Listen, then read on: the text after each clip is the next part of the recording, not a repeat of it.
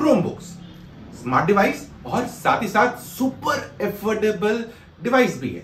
लेकिन जैसे कि बहुत सारी डिवाइसेस होती है मार्केट में, वैसे ये भी एक डिवाइस है और इसके भी ड्रॉबैक्स है, इसकी भी कमियां हैं, जिसकी वजह से जो आपका एक्सपीरियंस है कोई काम करने का वो हो सकता है खराब। तो क्रोमबुक्स में वो कौन सी टॉप 6 लिमिटेशंस है जिसकी वजह से आपके एक्सपीरियंस की बच सकती है बैड। चलिए जानने की कोशिश करते हैं आज के वीडियो में।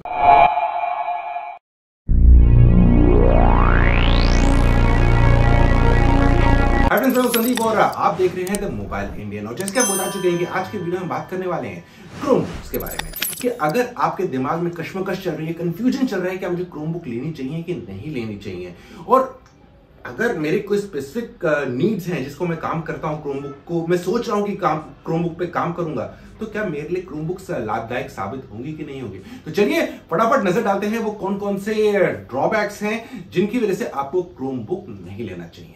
Number 1, build quality. जो क्रोमबुक्स होती हैं ज्यादातर प्लास्टिक मटेरियल की होती हैं, तो उसे थोड़ा मतलब हल्की फुल्की डिवाइस लगती हैं। ऐसा नहीं है कि सबकी सब क्रोमबुक्स प्लास्टिक मटेरियल होती है, कुछ मेटल केसिंग के साथ भी आती हैं। लेकिन फिर जो सुपर एफोर्डेबिलिटी वाला टैग है उसको कहना पड़ता है बाय बाय, और डिवाइस हो जाती है महंगी।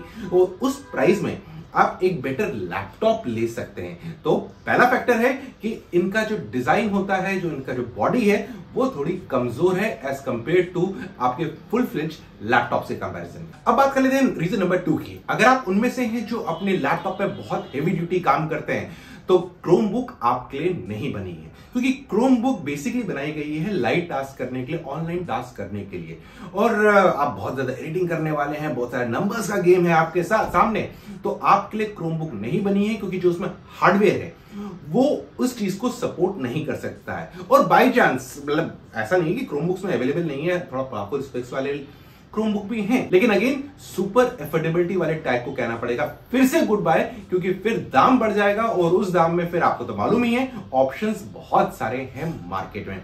तो बेसिकली हेवी ड्यूटी के लिए इसका हार्डवेयर नहीं बना है। और फ्रेंड्स, परफॉर्मेंस से जुड़ी एक और बात यहां पर कर ले, जो क्रोमबुक के जो डिस्प्ले होते हैं यूजुअली इतने बढ़िया नहीं होते। अगर आप बहुत सारे वो बिंज वॉचिंग करने वाले हैं, ओटीटी प्लेटफॉर्म से बहुत सारी मूवीज देखने वाले हैं, तो आपका एक्सपीरियंस इतना बेहतरीन नहीं होगा, आपके मोबाइल पे ज्यादा अच्छा एक्सपीरियंस आएगा। और ट्रेडिशनली जितने भी बजट क्रोमबुक्स आपको इस टाइम मार्केट में मिल रहे हैं, उनके स्पीकर की क्वालिटी थोड़ी कम है, आवाज इतनी लाउड नहीं है। अगर आपको अच्छी आवाज सुननी है फिर आपको हेडफोन्स में इन्वेस्ट करना पड़ेगा। लेकिन अगर हेडफोन्स ही लगाने हैं तो आप मोबाइल पे देख ले तो ज्यादा बेटर है, क्योंकि इमेज क्वालिटी ज्यादा अच्छी आएगी और आपका जो व्यूइंग एक्सपीरियंस रहेगा किसी मूवी को देखने का, वो ज्यादा इंटरेस्टिंग रहेगा। फ्रेंड्स, अगर आप उनमें से हैं जो गेमिंग और मल्टीमीडिया कैपेबिलिटीज के दीवाने हैं, यानी कि वीडियो एडिटिंग करते रहते हैं, मूवीज एडिटिंग करते रहते हैं, फोटो एडिटिंग करते रहते हैं, तो क्रोमबुक आपके लिए भी नहीं है। क्योंकि अगर आपको गेमिंग करनी है, आपका बेस्ट साथी रहेगा आपका मोबाइल फोन, जिसमें आपको एक्सपीरियंस भी अच्छा मिलेगा, परफॉर्मेंस भी अच्छी मिलेगी,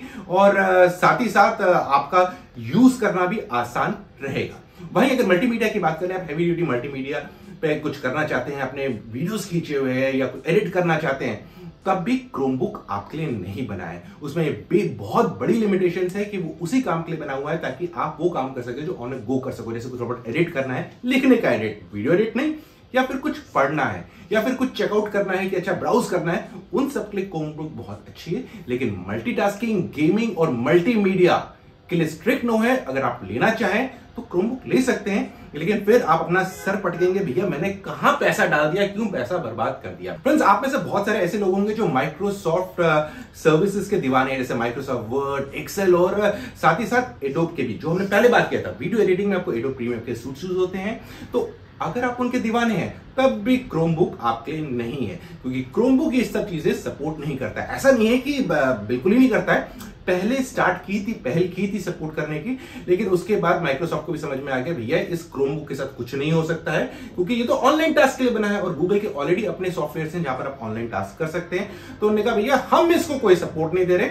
लेकिन अगर आप विंडोज के इतने ज्यादा शौकीन नहीं है, विंडोज सॉफ्टवेयर के, वर्ड के या एक्सेल के, और आप गूगल की सर्विसेज से, उनके डॉकबॉक्स से खुश है अपना काम करने के लिए, तो फिर आप इस्तेमाल कर सकते हैं। लेकिन विंडोज के दीवाने हैं तो आपको निराशा हाथ लगी। और साथ ही साथ जैसा हम बता चुके हैं, मल्टीमीडिया तो नहीं कर सकते, तो जब कर ही नहीं सकते तो एडोब प्रीमियर का सवाल ही नहीं होता कि वो इस क्रोमबुक पे चलेगा। अब बात कर लेते हैं पॉइंट नंबर 5 की। अगर आप एंड्रॉइड एप्स के दीवाने हैं और आप सोचते हैं कि आपने क्रोमबुक ले ली और सिंगिंग फैसिलिटी तो आ चुकी है, तो जितने भी एप्स आपके एंड्रॉइड प्ले स्टोर में हैं, जो आप अपने एंड्रॉइड फोन में यूज करते हैं, वो इसमें आराम से यूज कर सकते हैं। तो इधर भी आपको डिसअपॉइंटमेंट हाथ लगेगी।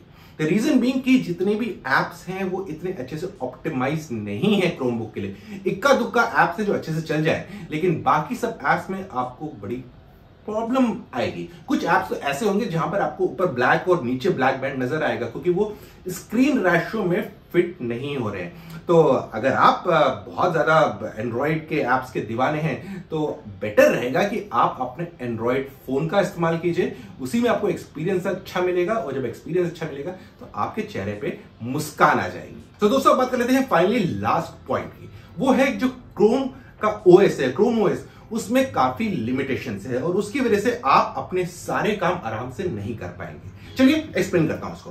बेसिकली क्या है कि आप अगर कुछ प्रिंट आउट लेना चाहते हैं, स्कैन करना चाहते हैं, डिवाइसेस अपने क्रोमबुक पे लगा रहे हैं, तो बहुत टाइम तो चल जाएगा, लेकिन बहुत टाइम ऐसी भी सिचुएशंस आएगी जब वो प्रिंटर या आपका स्कैनर रिकॉग्नाइज ही नहीं होगा और आपको आने लगेगी प्रॉब्लम। यानी कि तब आपको रुक करना पड़ेगा अपने एंड्रॉइड डिवाइस का। अगर आपके पास घर में वायरलेस प्रिंटर है तो आप उसका इस्तेमाल कर सकते हैं, या फिर आप लैपटॉप की तरफ रुक करेंगे। और फ्रेंड्स एक और इंटरेस्टिंग बात है, क्रोमबुक कहा जाता है कि ये ऑफलाइन भी काम कर सकता है, आराम से कर सकता है, लेकिन फ्रैंकली बात करें तो क्रोमबुक बनाई गई है कि जब भी आप ऑनलाइन हो उसके लिए आपको बेटर एक्सपीरियंस देने के लिए, और जब भी आप ऑफलाइन इसमें काम करेंगे, अगर आप इसको यूज करते हैं क्रोमबुक को, आपको पता लगेगा कितनी ज्यादा लिमिटेशंस आती है। अगर आपको कोई चीज सर्च करना है या कोई चीज अपडेट करना है, उसमें भी आपको कठिनाइयां देखने को मिलती है। तो आइडियली क्रोमबुक के लिए हमेशा आपको ऑनलाइन होना पड़ेगा। कंपनियां कहती हैं इसको ऑफलाइन यूज कर ले, लेकिन बेचने के लिए तो सब लोग बहुत सारी चीजें बात करते ही करते हैं, लेकिन पैसा है आपको अपना दिमाग यूज करके अपना पैसा खर्च करना है, ताकि आपके हाथ ना लगे डिसअपॉइंटमेंट। तो फ्रेंड्स बस इतना ही आज के इस वीडियो में। आपको वीडियो कैसा लगा कमेंट सेक्शन में जरूर बताइएगा, और जल्दी मिलते हैं एक और वीडियो में। तब तक के लिए आप अपना ख्याल रखिएगा।